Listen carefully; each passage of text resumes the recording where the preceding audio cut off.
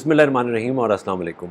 जैसे जैसे वक्त बदलता रहता है, मुख्तलिफ़ किस्म की तब्दीलियाँ आती रहती हैं और जब ऑर्गेनाइजेशन डेवलपमेंट के हवाले से और एचआर के हवाले से बात करें तो बहुत सारी तेज़ी से तब्दीलियाँ आई हैं पिछले ख़ास तौर पे कुछ अरसे के अंदर। और जब से पेंडेमिक का सिलसिला है, कोविड-19 का सिलसिला है, तो बहुत ज़्यादा जो काम है वो ऑनलाइन वर्किंग बहुत ज़्यादा शुरू हो चुकी हुई है। लेकिन इससे पहले भी हमने कुछ प्रोग्राम भी किया, आगे मैं आपके चल के उनका बारे में भी बताऊंगा थोड़ा सा, कि जो फ्रीलांसिंग का काम है वो बहुत ज़्यादा बढ़ता चला जा रहा है। और आज का जो हमारा प्रोग्राम है वो कंटिंजेंट वर्कफोर्स मैनेजमेंट के हवाले से है, कि ऑर्गेनाइजेशंस जो हैं वो इस वर्कफोर्स को किस तरह से इस्तेमाल कर सकती हैं और उसमें जो एचआर के लोग हैं उनके अंदर क्या कॉम्पिटेंसीज़ होनी चाहिए मुख्तलिफ़ लेवल्स के अंदर, कि वो किस तरह से इस वर्कफोर्स को इस्तेमाल कर सकते हैं। तो पहले हम कंटिंजेंट वर्कफोर्स को देख लेते हैं कि वो है क्या चीज़।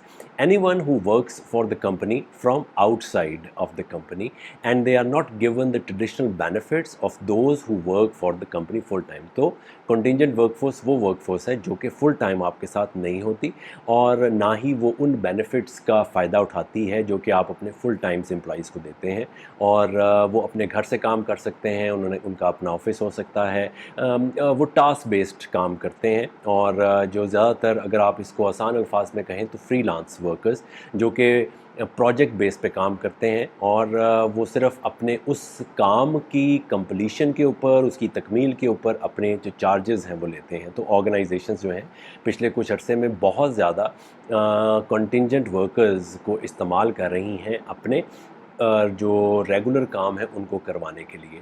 और इस तरह की जो वर्कफोर्स है वो ऑफ कोर्स बहुत ज़्यादा अवेलेबल है और पूरे दुनिया में अवेलेबल है। उसकी किसी किस्म की कोई कंट्री की बाउंड्री भी नहीं होती ऐसे वर्कफोर्स को काम करने के लिए। जो हमने इसके ऊपर ऑलरेडी हमारे 4 प्रोग्राम्स जो हैं वो यूट्यूब के चैनल पे, हमारे बर्नस चैनल पे लगे हुए हैं, जिसमें बेनिफिट्स हैं फ्रीलांसर्स के, फ्रीलांसिंग होती क्या है, राइजिंग डिमांड ऑफ फ्रीलांसिंग वो एक प्रोग्राम है, और एडवांटेजेस और डिसएडवांटेज ऑफ फ्रीलांसर। तो ये फ्रीलांसिंग का ही एक नाम है कंटिंजेंट वर्कफोर्स जो कि इस्तेमाल किया जाता है। आज का जो हमारा प्रोग्राम है वो बेसिकली फ्रीलांसर्स के बारे में नहीं है, ना इन वर्कर्स के हवाले से है, बल्कि उन एचआर के लोगों के लिए है जो कि अपनी ऑर्गेनाइजेशन में फ्रीलांस के जो वर्कफोर्स है उसको इस्तेमाल करते हैं और उनमें किस किस्म की कॉम्पिटेंसीज़ होनी चाहिए। तो उनकी जो मैनेजमेंट है उसमें क्या चीज़ें होनी चाहिए। तो 3 चीज़ें बड़ी इंपॉर्टेंट हैं।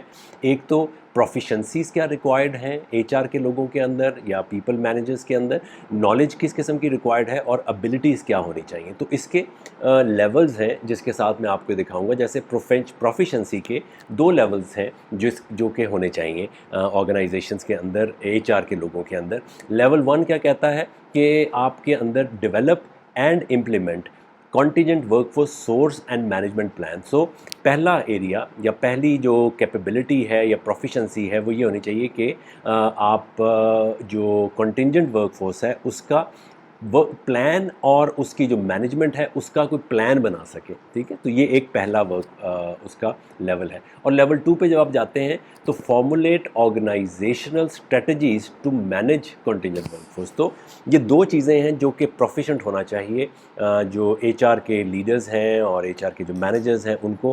पहला लेवल कि उनको उसका प्लान बनाना आना चाहिए, डेवलप करना आना चाहिए और उसको इम्प्लीमेंट करना आना चाहिए। और दूसरा ये कि उसको ऑर्गेनाइजेशनल जो स्ट्रेटजी है उसके साथ अलाइन होना चाहिए। तो जो आपकी ऑर्गेनाइजेशन स्ट्रेटजी चल रही है, ज़रूरी नहीं कि अगर फ्रीलांसिंग का काम जो है वो बड़ा मशहूर है और बड़ा इजी है या लोग अवेलेबल हैं तो वो आप अपने, अगर आपकी ऑर्गेनाइजेशन की ज़रूरत है तो आप उसको ज़रूर कराएं। अगर आपकी जो ऑर्गेनाइजेशन है उसके जो स्ट्रेटेजिक प्लान के अंदर कंटिंजेंट वर्कफोर्स कहीं बैठती है तो फिर वो ज़रूर आप करवाएं। तो ये जो 2 लेवल्स हैं इसकी प्रोफिशेंसी होनी चाहिए एचआर के लोगों के अंदर। ये बड़े 2 इंपॉर्टेंट चीज़ें हैं। जो सेकंड चीज़ है वो है नॉलेज का एरिया, और उसके अंदर भी 3 लेवल्स हैं उसके, जो कि आपको वर्कफोर्स कंटिंजेंट मैनेजमेंट जो कंटिंजेंट वर्कफोर्स मैनेजमेंट है اس کی جو نالج ہے اس کے 3 لیولز ہونے چاہیے. اور پہلا لیول میں کیا کیا چیزیں شامل ہیں؟ پہلے لیول میں ہے کہ آپ کو سورس اور سپلائرز کا پتہ ہونا چاہیے کہ کہاں کہاں پہ اویلیبل ہیں. اس کی ایتھیکل اور لیجسلیٹو گائیڈ لائنس کا پتہ ہونا چاہیے. آرگنائزیشن پالیسی اور پروسیجرز وہ کیا ہیں، کس طرح سے آپ ان لوگوں کو شامل کریں گے اپنی ورک فورس میں. آپ کو اپنی پالیسیز کو ہو سکتا ہے چینج کرنا پڑے، اس کی پالیسیز کیا آلریڈی اویلیبل ہے یا نہیں ہے. بجٹ کے حوالے سے آپ کو دیکھنا ہے کہ بجٹ میں یہ کس طرح سے لوگ شامل ہوں گے. پرنسپلز آف امپلائی انگیجمنٹ، یہ جو لوگ ہیں ان کے انگیجمنٹ کا کیا طریقہ کار ہوگا، آپ ان کو کیا کیا چیزیں پرووائڈ کریں گے، کیا نہیں کریں گے. اور بہت سارے جو کانفیڈینشلٹی کی چیزیں ہیں اس قسم کی چیزیں پتہ ہونی چاہیے. اور ان کی پرفارمنس مینجمنٹ کیسی ہوگی. تو یہ تو ایک لیول 1 کا نالج ہے جو کہ ہونی چاہیے. لیول 2 پہ اس سے ذرا آگے بڑھ جاتی ہے بات. وہاں پہ کیا آتا ہے کہ اس کی رسک ریلیٹڈ جو کام ہے کہ جب آپ کنٹینجنٹ ورک فورس کو شامل کریں گے تو اس میں رسک کیا کیا انوالو ہے، کانفیڈینشیلٹی وہ کیا کیا لے کے جا سکتے ہیں، کیا آپ کو وہ کام وقت پہ دیں گے کہ نہیں دیں گے، اور کون سا ایسا کام ہے جو کہ آپ ان کو دیں جہاں پہ آپ کا رسک میٹیگیٹ ہو سکے، کم سے کم ہو. اور ٹرینڈز کیا چل رہے ہیں آج کل فری لانسرز میں اور کنٹینجنٹ ورک میں، کون سے کام زیادہ امپورٹنٹ ہیں جو کہ کروائے جا سکتے ہیں، پلس ٹرینڈز کیا ہیں کہ کیا ان کی فی اسٹرکچر کیا ہے، اور کون سے ملک میں کون سے اچھے فری لانسرز بیٹھے ہوئے ہیں. Best in class operational and performance metrics, اس کی نالج ہونی چاہیے کہ ان لوگوں کا جو پرفارمنس میٹرکس ہے وہ آپ کس طرح سے ڈیزائن کریں گے. جو تیسرا لیول ہے اس کے اندر وہ اس سے بھی اوپر چلا جاتا ہے. وہاں پہ کیا ہے کہ trends in work force demographics, جو ورک فورس اس قسم کی ہے کنٹینجنٹ ورک فورس، ان کی ڈیموگرافی کیا ہے، وہ کون کون سے علاقے میں ہیں، age, race, sex, whatever. اس قسم کی تمام چیزیں ایچ آر کے لوگوں کو پتہ ہونی چاہیے کہ کس قسم کے لوگ زیادہ سوٹیبل ہوں گے. Business implications of different talent sourcing models, اور جو بھی آپ اس میں سے ٹیلنٹ سورسنگ کر رہے ہیں، اگر آپ اپ ورک سے کر رہے ہیں، فائیور سے کر رہے ہیں، ریموٹ سپورٹ سے کر رہے ہیں، تو جہاں پہ بھی آپ ورک فورس کو انگیج کر رہے ہیں اس کی بزنس امپلیکیشنز کیا ہیں آپ کے پورے بزنس کے اوپر. بجٹ سیٹنگ ٹیکنیکس اس کا پتہ ہونا چاہیے. کلچرل چینج مینجمنٹ ٹیکنیکس، تو ایچ آر کے کا جو ایک بہت خاص پہلو ہے وہ کلچرل چینج ہے، وہ کبھی بھی پیچھا نہیں چھوڑتا. تو جب بھی کنٹینجنٹ ورک فورس آئے گی تو اس کے ساتھ بھی یہ ایک بہت بڑا ایلیمنٹ ہے جو ہو سکتا ہے آپ کے جو آلریڈی ایگزسٹنگ امپلائیز ہیں ان کو ریزسٹنس وہ پیش کریں کہ ان کے ساتھ کیوں نہیں کام لیا جا رہا، یا وہ کس طرح سے اس پورے سیٹ اپ میں شامل ہو سکتے ہیں. تو یہ 3 لیولز ہیں نالج کے ایریا کے. جو تیسرا ایریا ہے وہ ہے ابیلٹیز کا. ابیلٹیز میں بھی پھر 3 لیولز آ جاتے ہیں کہ جو ایچ آر کے لوگ ہیں یا جو لوگ اس کو ہینڈل کر رہے ہیں، کنٹینجنٹ ورک فورس مینجمنٹ کر رہے ہیں، ان کو 3 لیولز کی ابیلٹیز ہیں. پہلی لیول چھوٹا لیول ہے، پھر دوسرا اور پھر تیسرا ہائیسٹ لیول آف ابیلٹیز. اس کو کمپیٹنسیز بھی کہا جا سکتا ہے. تو پہلے لیول پہ جو ان کی ابیلٹیز یا کمپیٹنسی ہونی چاہیے وہ کیا ہیں کہ source for contingent work force from staffing, suppliers, vendors. کس قسم کے سورس، اس قسم کے ان کو سورسز ان کے ہاتھوں انگلیوں پہ ہونے چاہیے کہ کہاں پہ اویلیبل ہیں اور کس قسم کے اویلیبل ہیں. Track job rates and overall cost related to staffing suppliers.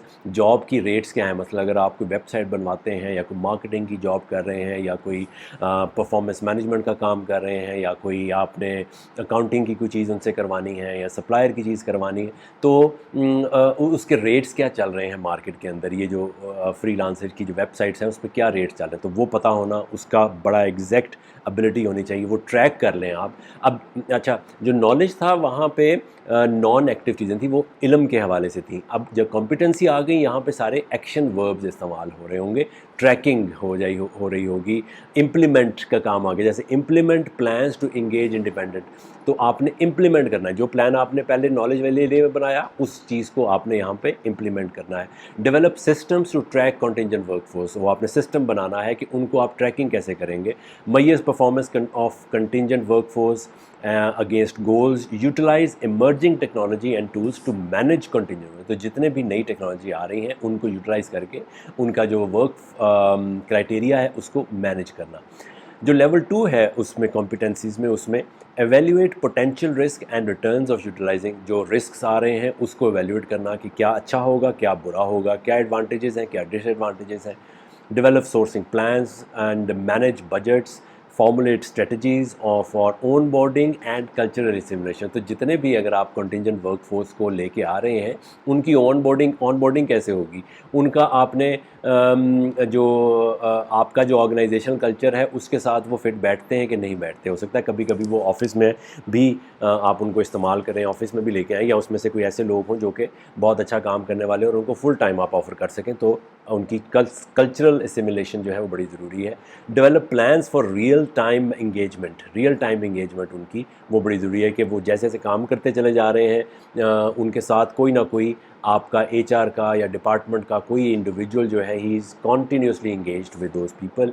Establish suitable goals for contingent workforce, review industry trends and emerging technologies in contingent workforce। ये उसी तरह level 1 की तरह यहाँ पे भी ये मौजूद है।